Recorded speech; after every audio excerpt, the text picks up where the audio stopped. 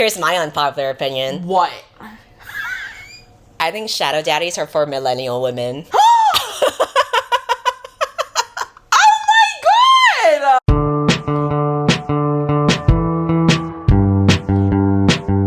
Welcome to another video, this time with Victoria. I have brought her in because I am doing a video where I'm reacting to unpopular bookish opinions. But the thing is, whenever the book community sees different opinions, there's such like turmoil over it. And so I wanted to bring you in to show a healthy example that people can have different opinions and that's okay. So true. You can still have relationships even with different opinions. Who would have thought? Gagged. I had asked on my Instagram stories for people to submit their unpopular bookish opinions. We can't wait to read your hot takes about books and the bookish community. I hope we get some juicy ones. I hope so too. And if we don't, maybe I'll make some of my own. Mix it up. Just to stir the pot. Now, this might be an unpopular take, but I honestly think Opera's really slept on compared to other web browsers. And since they're the sponsor of today's video, it felt like the perfect moment to show you why I'm obsessed with them lately. So because I refuse to work in silence, Opera's detachable music player is a lifesaver. I can move it anywhere on my screen and control my music without interrupting what I'm doing. But one thing I didn't expect to love is the video skip option that pops up when I hover over videos, because this makes catching up on long reviews or deep dives so much faster. And of course, I had to make the browser match my cozy reading vibes. Opera's theme customization lets me change everything from colors, animations, and even ambient sounds. So if you want to try Opera and explore these features yourself, there is a link in my description waiting for you. So thank you to Opera for sponsoring, and now let's get back to the video. Okay, ready for the first one? What kind of juice we got? Sprayed edges are mass-produced and most are poor quality now just to sell the consumers something pretty. 1, 2, 3. Agree!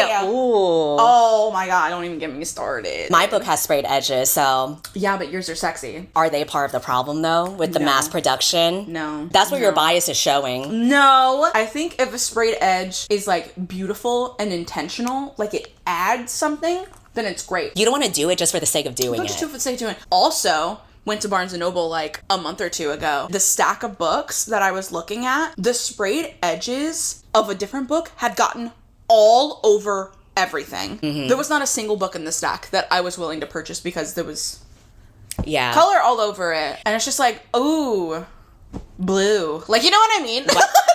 Wow, like, the pages are blue. Wow, and it's all over everything. Perfect. No, do not do that shit. And also, I think most times sprayed edges should only be on hardbacks. Most stories aren't enemies to lovers. They're irritated to lovers, and I'm getting tired. 1, 2, 3. Agree. We're just throwing that term around willy-nilly. Willy-nilly, it's everywhere. Does enemies not mean anything anymore? And the thing is, it's not even that I don't like that. I don't mind it, but don't call it enemies when it's not. Saying annoyed to lovers doesn't hit the same, obviously, but I also don't think you should mismarket what a story is. Yeah, use a different trope. I hate how traditional publishing swoops up every indie book that does well. Publishers need to make their existing authors successful and not just profit from successful indies. 1, 2, 3. Agree. I feel like if an indie author really has the sauce and they want to traditionally publish it, I don't think there's anything wrong with that. Well, I think what this person is saying is that publishing seems to basically only go for stories that have already proven their success. An indie author like did it on their own accord, and so then publishing picks them up, as opposed to like with their traditional authors, they could have just invested in them to like uphold them. Okay, see, I wasn't thinking of it that way. I was thinking of it more from like the indie perspective of like, okay, I queried and nobody took me, so I'm just gonna do this shit myself. And then you get popular and then a traditional publisher wants to, like, I see that as like a good thing. I guess maybe the answer is it's cool to, you know, invest in an indie author that like does really well because you want to like give them that opportunity. But I think in an ideal world, you would invest properly in all authors rather than just like people who have proven their success first. Right. Because I do think publishing is very risk averse, where they're not going to like commit to, you know, promoting a book or like investing in a book unless like the author has proven their success through like their platform, or like an indie author like goes viral on Book Talk. Which just sucks. Yeah. Like, I like to think that's not everyone, but I think it's more than there should be. Alina and Mal are relationship goals. Best couple. W romance. 1, 2, 3. Disagree. Yeah. liked him. I did not like him. Yeah, like... I wouldn't say goals, though. Right. I don't know about that. Now, did I think the guy in the live action was hot? Yes. Easy. Would I fuck him? Yes. Hey! But I don't think they're like the best couple ever. I think they're cute, but I was also... I'm sorry, y'all. I was into the Darkling. So you think she should be with the Darkling? No. He got irredeemably bad. So maybe for like a one night stand kind of thing, and then go back to Mal. I think, I wish I had known what episode it was. Oh, it was so gross when he puts those bones, that bone collar into her. I said, hey, that's your final straw. Now you're just making it weird. Now you're just being weird. Alina and Mal are a good couple in the sense that, like, you know, he genuinely cares for her. He's very protective. And they're friends to lovers. But I feel like, I guess, like, I agree in the sense that, like, that should be relationship goals, that, like, you know, you... Someone who loves and protects you and wants what's best for you and yada, yada, yada. When I think of, like, best fictional couples, like, they're not even on the back burner. They're, like, way back there. Right. Like, I've read and watched way better. Yeah. Sometimes romance elements makes the story worse. Fanfics should stay fanfics. I'm interpreting these two sentences as different. So maybe let's respond to the first sentence, which is romance elements makes the story worse. Oh, sometimes romance elements makes the story worse. 1, 2, 3. Agree. And the thing is, we both love romance and stories. I almost like exclusively only read things with romance in it. Yeah. So that took me a minute. But the thing is, like, not every story needs it. And sometimes it can be detrimental to the message of the story. Yeah. I think we only like romance if it's like a good romance. Yeah. But if you're just like putting it in the story for the sake of having it, but it's not like giving any flavor, then it does make the story worse. Yeah. Because I would rather have no romance than a bad romance in a story. Yeah, 100%. The second statement, which is fanfics should stay fanfics. So you're saying that they should not be published. That's the statement. Yeah, that's the statement. 1, 2, 3. Disagree. Because I understand the sentiment behind the statement of, like, you shouldn't just be taking someone else's characters and then making profit off of that. But I think if a publisher is reading something that's so well written and then wants to, like, see if they have an idea of how to make their story stand on its own, I don't think there's anything wrong with that. But I don't know. I think you can get in kind of a sticky situation because then it's like, oh, should you be crediting the original author and, like, should they be getting some of the profit off of that since that's where it started? And, like, and there's a whole can of worms, I feel like. And what about, like, the source material? Like, what if the source material is, you know, like problematic and are you like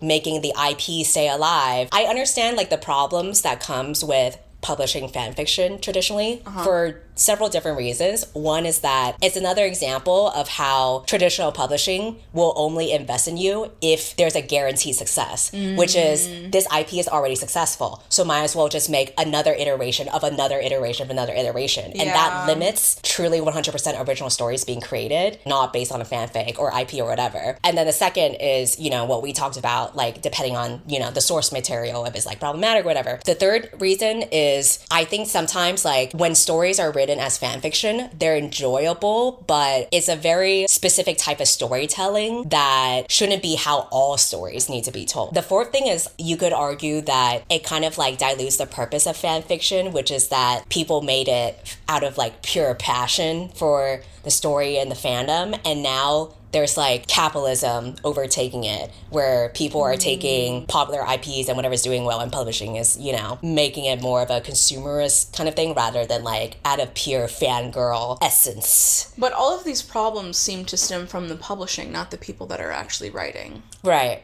Because I feel like if I'm innocently, I love something so much and I write fanfic about it and I'm just so into it and it's pure my perspective, and then I get a call, I can't tell you I'm not going to at least entertain it.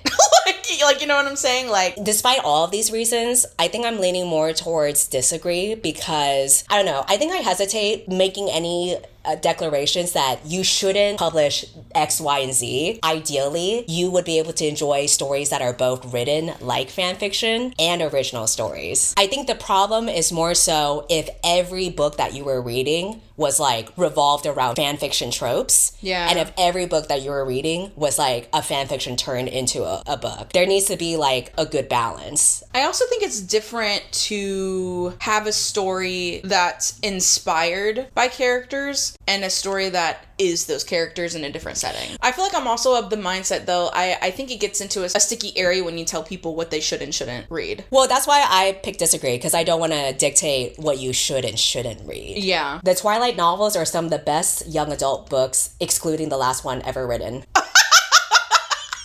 1, 2, 3. Disagree. I love Twilight, especially the movies. I tried to reread Twilight in college. It's so bad. I've actually never finished the book because I tried reading it a while back and I couldn't. I don't think you could ever make it, yeah. No, I couldn't make it at all. No. I watched the movies and that was it. Yeah. That's all I can really do. And the movies are everything to me. I think just because you really, really like something doesn't mean it's the best ever written or There's best ever plenty made. of shit I love that I'm like, no, it's not. Yeah, and that's okay. That's all right. That's okay. It doesn't have to be like the best thing ever.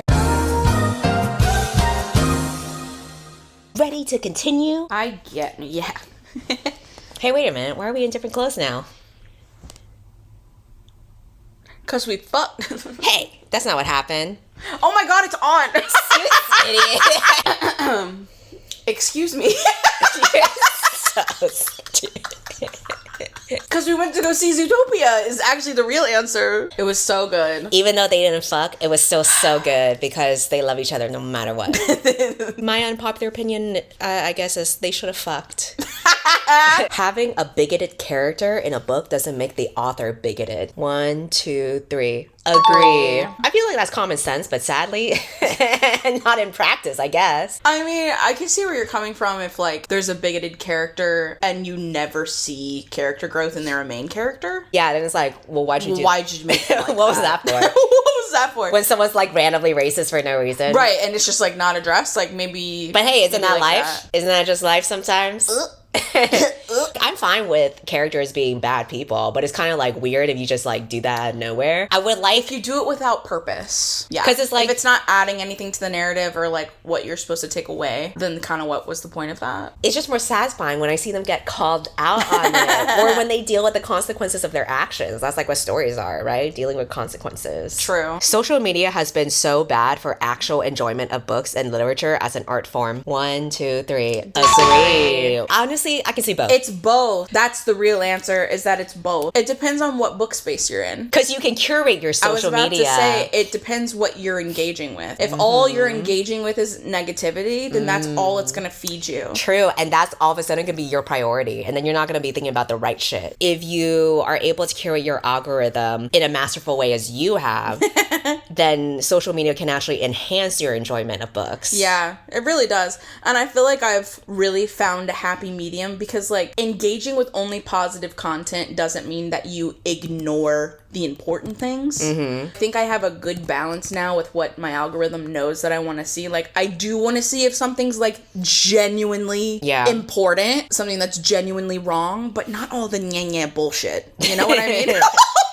That's what they sound like. Nya bullshit. You convinced me to your side now because it really is dependent on your social media. Yeah, your social media and what you're interacting with. I guess when I consider this statement, I'm thinking about social media in the POV of like someone who, like, if you just throw yourself out there into the wilderness without like any curation in the same level as you have, it is quite bad because I do think mainstream discussions or discourse over books kind of dilutes a lot of storytelling as an art and more so just in like clickbaity drama or discourse or like even tropes, you know? And that brings me to the next statement. I hate when books focus on tropes instead of the actual plot. 1, 2, 3. Agree. I don't want to definitively say you should never write around tropes or like you should not read books based on tropes instead of like plot because I think there is a space for that. Like that's why people love fan fiction when they want to scratch the itch. And I think that's totally fine. I think the problem is if that is the expectation for every story that's going to be like published and consumed. Yeah. That's when we have a problem. I feel like tropes used to be something that was just in reader and fan spaces. Now tropes have started to be thrown around in publishing and in marketing. So it's like how they're like getting us. I guess it's because they see like, oh, this is what fan culture is doing. So like now we can like talk to the fans or like appeal to that maybe. Yeah. I just worry that a lot of times maybe when they're picking books that they want want to publish, are you just checking boxes of tropes? Or are you actually paying attention to the story? I don't want to discredit like writing around tropes or reading around tropes. I think that's totally fine if you're into that. But like, I think for me personally, that's not enough for me. And I realized that especially when I was reading a book this past year where I could tell what like the author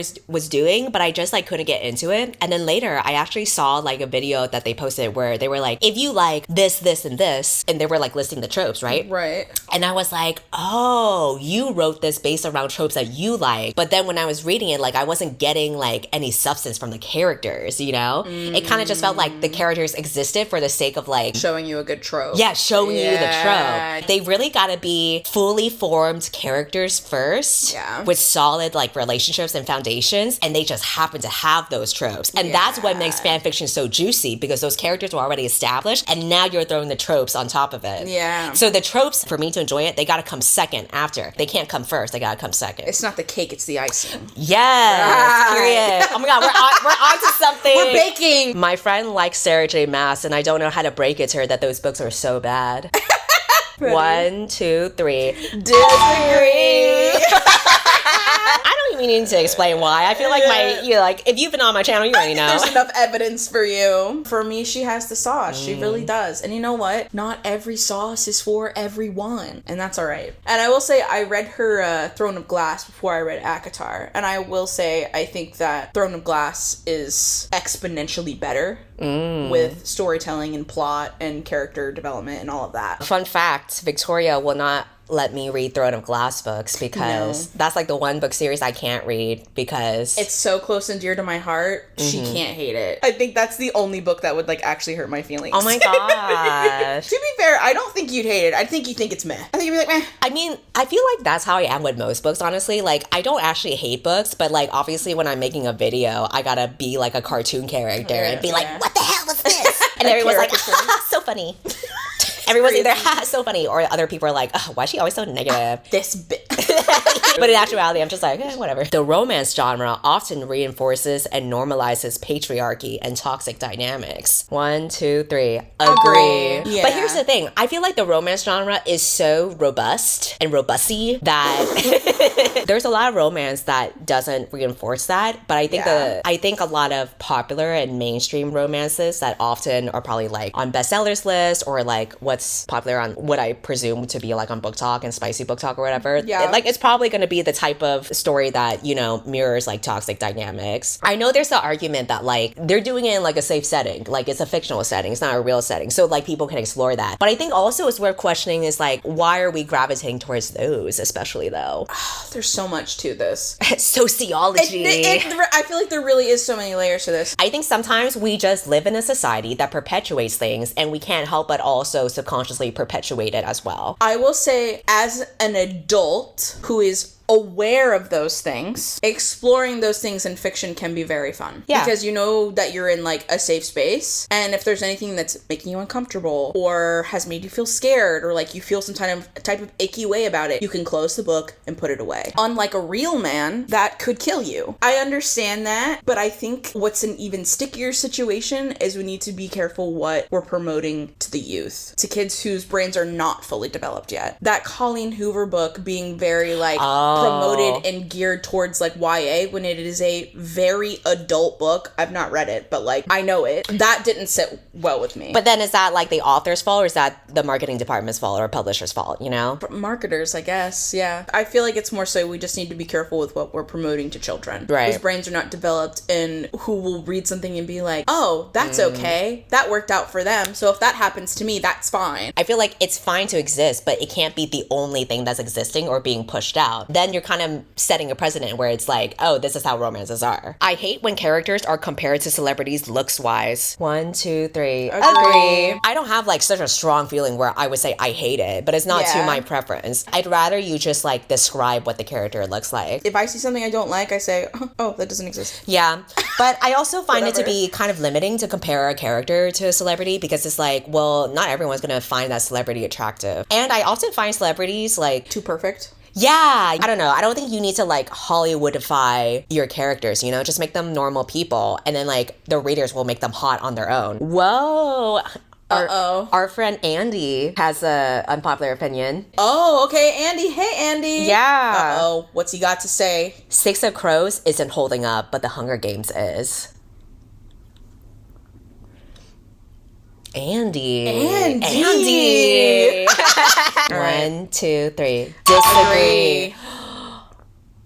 Why can't they both hold up? Here's the thing. I think to compare literally anything to the Hunger Games, whatever's being compared is folding. Because Hunger Games is like God tier literature. Like that shit is crazy. Yeah. It's so, and not only is it so well written and digestible and both fun and horrifying, carries so many heavy themes, it's so impactful and it's carried so many generations. Yeah. And I think for it to have lasted this long is crazy. It's had quality movie adaptations too. But see, I would say Andy saying that Six of Crows isn't holding up, I interpret it not to mean that it's as culturally impactful as the Hunger Games. I'm saying it's like, oh, it still holds up. Like, it's still enjoyable. I think Six of Crows is still enjoyable. I think Six of Crows is still enjoyable too. Yeah. So I was interpreting that question differently. Gotcha. But it's definitely not as culturally impactful as the Hunger Games. I don't think anything could be. Six of Crows books are really good. I enjoyed this series too, though. Unfinished books should still be counted in your reading for the year. 1, 2, 3. Disagree. Nah. What are we talking about, homie? If you didn't finish it, I mean, you can do whatever the hell you want, but like... Right, it's your count, but I think that's a little crazy. I just don't do it personally. I keep a list of my DNFs now. There's some books where I'm like 80% done, and I just drop it because I'm like, why am I doing... that's on boundaries. Yeah, I drop it because I'm like, why am I doing this to myself? And I don't count it as a book that I read. You've grown so much. She used to force herself to finish books. Yeah, but you know what? Life's too short. I really encourage you to stop doing that. Because why? There are literally so many books in the universe that could be your next favorite book. Why on earth would you waste your time reading something that you're not enjoying? It just gets you faster to a book that you would like better. A little toxicity makes for good yearning. These perfect book men are too boring. 1, 2, 3. Disagree. I can agree. I don't think the good men are too boring though. Yeah. But I do see. I'm on both sides. I'm on both sides. I love the good. Yeah. And a little toxic can be fun. I agree. Yeah. It can be. I'm down for both. I'm down for both. I just picked disagree because I think just factually, I don't think that's true. Like I think we really like Itsumi from A Sign of Affection. That man has no toxicity, and not even in his pinky. He's got nothing. He is perfect. Yeah, there's nothing toxic or problematic about him, and he's completely 100% unrealistically perfect, and he's still fucking hot. Oh, he's so sexy, you guys. It's crazy. But I'm also not disagreeing that like it is a little fun to be a little. It can be fun. A little toxic. Yeah. Friends to lovers instead of enemies to lovers every time. Every time I tell you. 1, 2, 3. Agree. Disagree. I don't agree with every time, but generally speaking, I do prefer friends to lovers over enemies to lovers. Friends to lovers is very low on my list with media. Really? Yeah. Not in real life, apparently. Definitely not in real life. There's something about rage and hatred instead turning to like passion. Okay, it's the passion. And then it's like, fuck, I love this person. This is true enemies to lovers is the top. The only problem a lot of times, cut this part out, is when a lot of times true enemies to lovers is slow burn. And I'm a whore now. Why'd you want to cut that out? Because Why? Okay, fine. Fuck it. Put it in. Yeah. I'm a whore now. I thought you were going to say something problematic that you didn't want the internet to hear. You're just a whore and you just don't want people to know. Yeah, well. Enemies to lovers, if it's like fast, then that's not good. Then it's not good. Yeah. So in order for it to be good, it has to be slow burn. But you don't like that because you're a whore. But there's a balance though. Right. Because there are things that I wouldn't necessarily consider slow burn that were true enemies to lovers. Okay. So basically, you just got to be able to pull off jumping through all those hurdles to get it right. It has to be true enemies. Mm-hmm. It can't be so slow burn that they don't get together until like the very last book. That's gonna piss me off. Okay. Don't piss me off.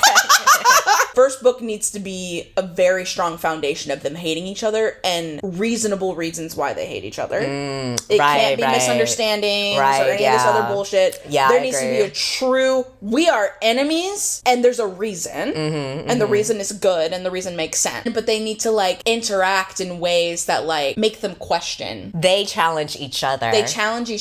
And there also has to be moments of maybe it slips a little because they're like you're attractive, but I hate you. There's that tension. And then like book 2 where they start thinking, maybe I could be with this person, but at what cost? All the writers right now are taking notes. You're like mapping it out for them.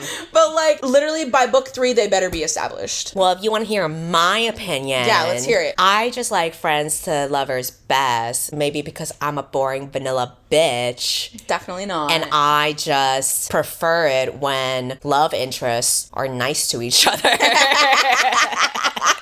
I don't like toxic anything. I need the escapism of someone being nice to me. And also I feel like friends to lovers tends to have a lot of yearning, right? Because there's often reasons like why they're friends and why they haven't like gone to the lovers part. Or like, I don't know, maybe it could be like class differences or for whatever reason. No more than 3 cis men per year should be allowed to publish a book. 1, 2, 3. Agree. No elaboration needed. All the angry men type in comments. How dare you? How would you feel if women were forbidden from writing books? Oh, you mean historically? You mean like not that long ago? If you exclusively read smut, you're not into books. You just have a porn addiction. Sorry. 1, 2, 3. Disagree. That's crazy. But a lot of people really do think that. You're the one that's got to defend yourself, not me. I see where they're coming from in the sense of like literally if you will not read anything else but like toe curling smut, then like maybe like address that with yourself like a little bit. As someone who doesn't exclusively read smut and like reads different genres, I think people read books for all kinds of different reasons. Yeah. And it's like maybe they exclusively read smut in books, but that doesn't mean that everything that they're watching or like doing IRL or like whatever is like porn addiction behavior, you know? Especially like a regular, like, let's paint a picture. A regular single mom, a nurse, at the end of every night before she goes to bed, reading like 5 chapters of something just for fun. Yeah, maybe she doesn't have that much time to read a bunch of books. So in the time that she does read books, it's gonna be some nasty shit. Silly, goofy. And you know what? Let her get her rocks off. Yeah. Who cares? If the female main character isn't a little bit like ugly, I just don't root for her as much. Sorry.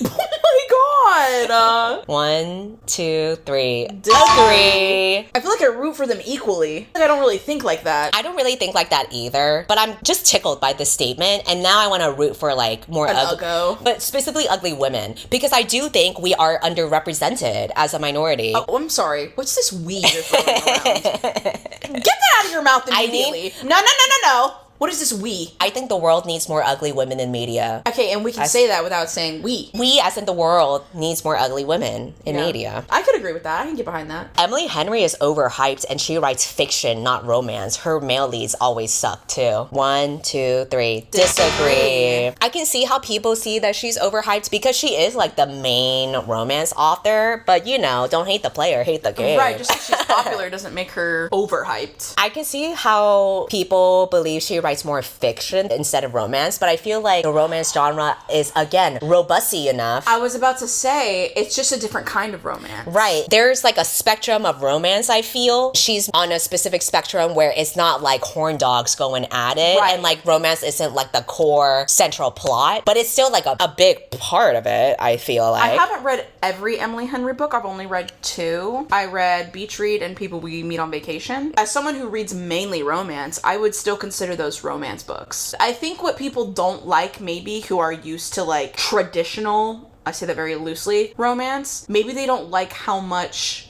the other characters have other shit going on. That's also what I appreciate and like about Emily Henry, is that this is a full person who has more than romance going on. And if you're not into books that are like that and you just want straight up romance, there's so many other books like that. That's why their genre is so robusty, because you have different flavors of it. But I do think, like, I am kind of getting tired of Emily Henry books because she do be writing the same thing a lot. But that's fine though, because like Allie Hazelwood does the same thing and we eat that shit up anyway. Every time. It's just personal taste. And that's all right. It's like eating like a snack. There are some snacks where it's like, if you eat it too much, you're gonna get tired of it. But then there are some snacks where you can eat all the time. I hate the shadow daddies. That's what this person just said? No, a different person. Oh my God. 1, 2, 3. Agree. Agree. Don't say that so strongly in my presence. You want to talk about... Oh. You want to talk about overhyped? You want to talk about overhyped? What? Shadow daddies are overhyped. Nuh-uh. I sound like a child. Nuh-uh. Shadow daddies forever. You know what? Here's my unpopular opinion. What? I think shadow daddies are for millennial women. I think shadow daddies are for millennial women that like to go to the fairy ball that gets hosted every year. I'm not even a millennial. You're talking about me. I think shadow daddies are for millennial women who like going to the Ren Fair. Oh. Okay. Now she's just describing me. What the hell is this? I think maybe it's just Rhysand that has discolored my perception of shadow daddies. I wouldn't even...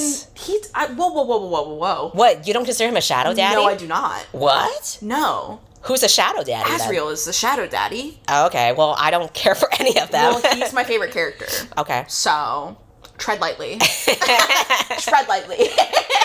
Fine. Have fun with your shadow daddy. Yeah, I will have fun with my shadow I'll daddy. find my light mommy. Thank you. Careful. Careful. You're my sunny mommy. And so that wraps up our responses to your unpopular bookish opinions. Let us know if you agree or disagree with any of the stuff that we said. I will see you next time. Bye. Bye.